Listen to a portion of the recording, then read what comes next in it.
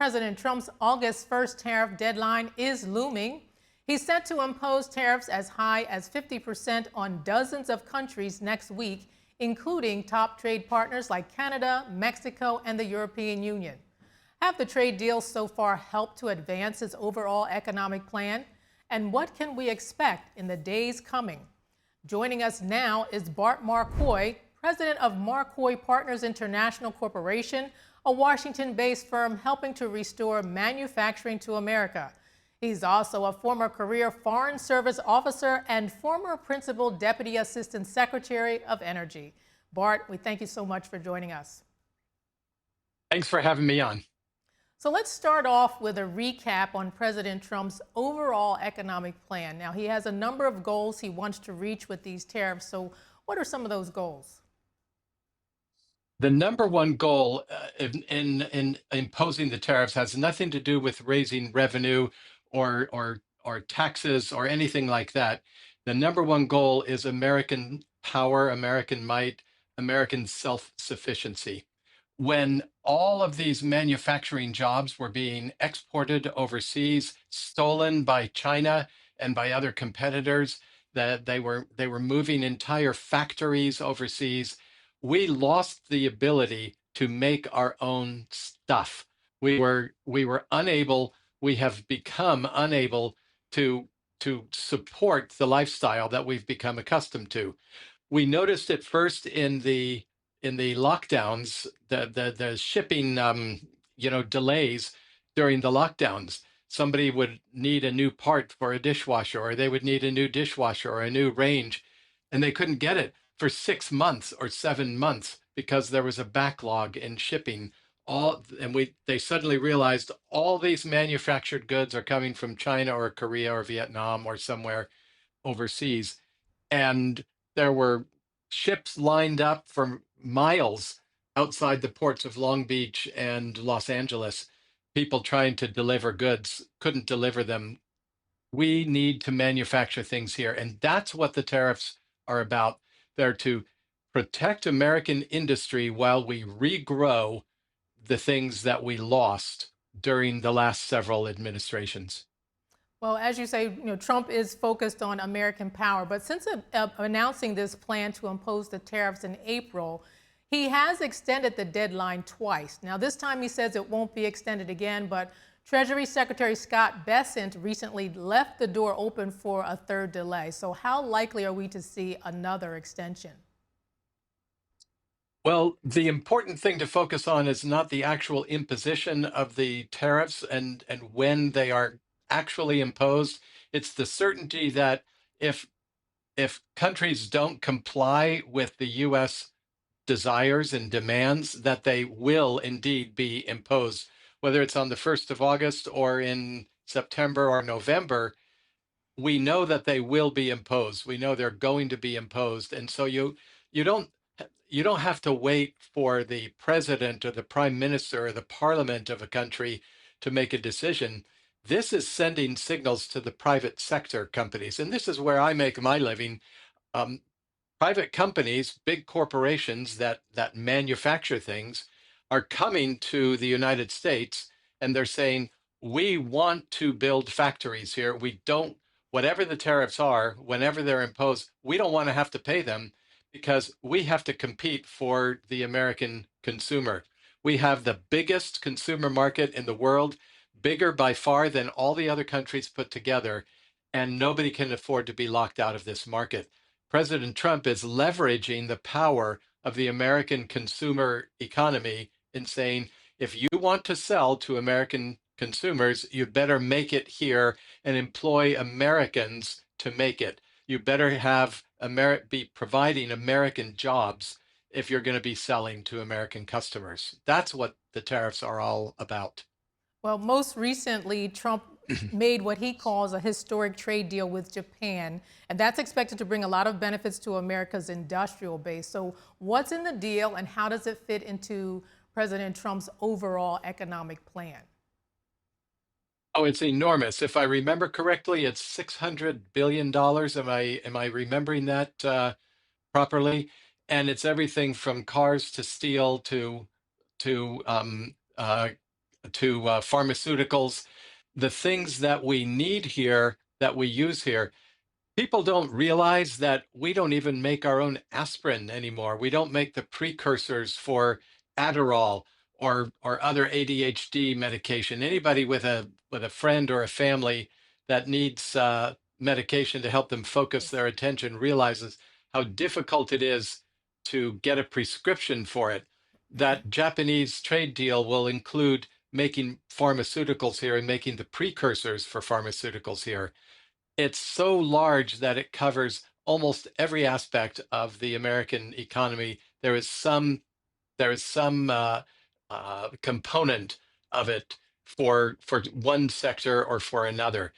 And the idea is they will invest all that money, and in return, they will get lower tariffs, except for steel. President Trump is still insisting on a 50% tariff for steel across the board, every country in the world. Now you said 6 billion. I think it was closer to 550 billion. So not too far off there. So let's talk about U.S. I was Commerce. close. Yeah, you were close. U.S. Commerce Secretary Howard Lutnick has said the agreement with Japan could be a model for a deal with the European Union. But the EU is preparing for retaliatory measures. So what's it going to take for them to finalize a deal? I think it's going to take them having their members come privately to President Trump one at a time and say, listen, we want to make a deal. And President Trump will say, then lean on your members of the European Parliament, your MEPs, and get them to pressure the EU Commission, the European Commission, to make the deal. They will end up making the deal because they can't pass it up either. The Europeans are very proud people, and they remember still when each country individually was an important country in the world and a significant country in the world, but the their native populations are shrinking. Their birth rates are far below replacement rate. The only way they're managing to keep any kind of population there is through immigration by people that are not really connected to them emotionally and culturally. So they have a lot of difficulties. They're much weaker than they ever were, and I think they know it, and they just have to take some time to kind of face up to it. And I think they will follow that model that Japan set, and I think they will make a deal, and it will be a good deal for them and for the United States. Now, another goal of these tariffs may be the president's focus on disrupting the flow of fentanyl into the U.S. from China. So, how effective has his tariff strategy been on blocking that flow of fentanyl across the northern and southern borders? The tariff strategy has been deployed against Mexico and Canada, and said, listen, you both your countries are you're the stopping off point. The precursors for making fentanyl are coming from China, but it's Mexico and lately Canada that are actually manufacturing fentanyl and bringing it across the border. The drug cartels from Mexico have established beachheads in Canada, and they've been using the lax border control between the United States and Canada to bring their wares in.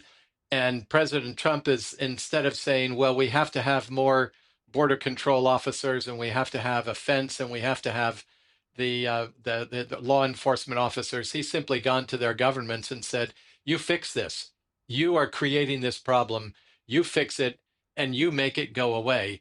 And if you don't, I will never lower the tariffs on you. And they are complying. They're bending to his will.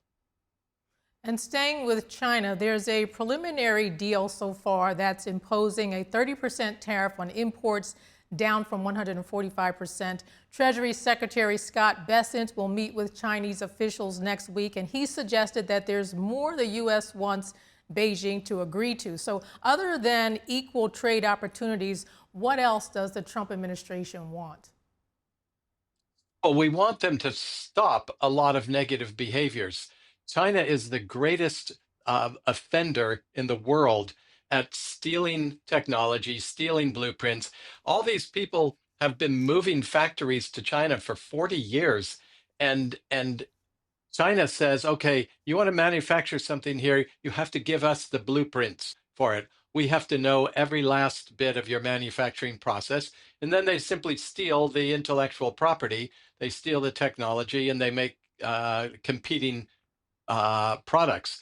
They've been abusing human rights. They've been abusing the Uyghurs. They've been abusing their relationships with source countries, resource producing countries in the southern hemisphere, all throughout Africa and Latin America and in South Asia. They go in and they build ports and roads and dams and charge exorbitant rates. They'll go in and get concessions for mining, and they've locked down a great deal of the world's supply of rare earth minerals that are critical for industry 4.0, for the new economy. And President Trump is saying, you can't do that anymore. If you do that, then we're not going to let you sell your things to us. We don't care that you have a monopoly. We'll develop our own sources, which he's doing.